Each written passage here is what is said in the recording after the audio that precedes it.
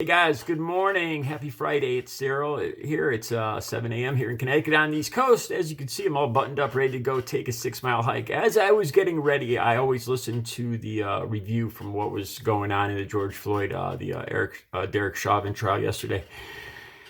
And I'm just blown away by the stuff that keeps coming out. I pray to God this is a conviction.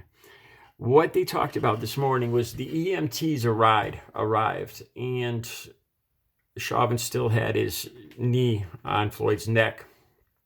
And the EMT testified that his professional opinion, Floyd looked dead. I'm not sure at this point if he took the vitals and found nothing, if he actually took the vitals as Floyd was laying on the ground right there. It sounded that way.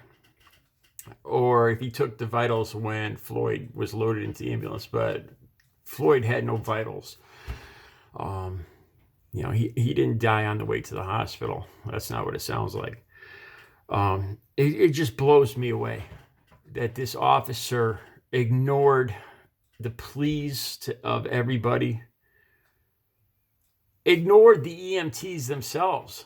I mean, in my opinion, it blows me away. I didn't believe it was this overwhelmingly horrific. Like he was just determined to snuff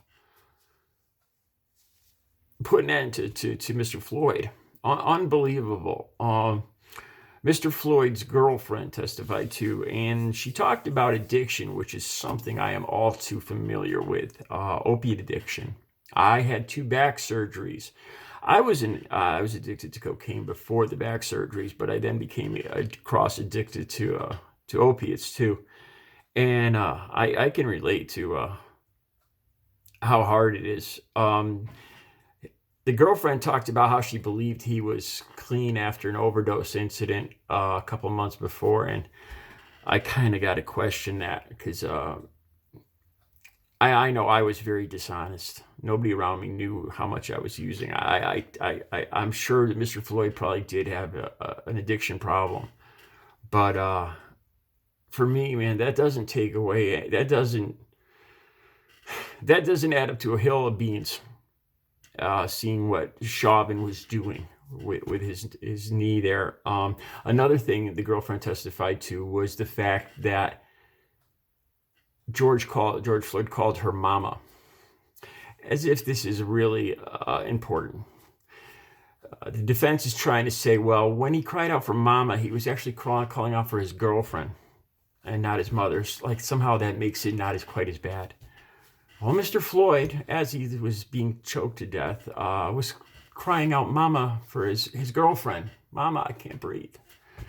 Not mama, my mama, I can't. As if that makes a lick of difference. These court proceedings, as you could tell, infuriate me every morning. I in my heart, I have absolutely no doubt whatsoever, in my own heart, my own opinion, that Mr. Chauvin, for whatever reason, was bound and determined to snuff the life out of George Floyd that day, intentionally. That's my opinion. If for some reason the verdict does not come back, and that there's going to be it's going to be a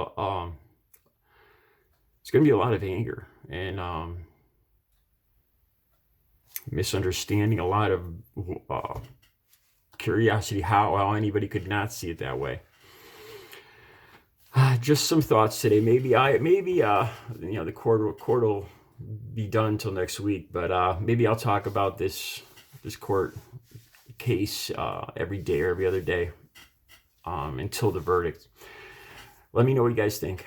All right, you guys have a good Friday. A good Friday.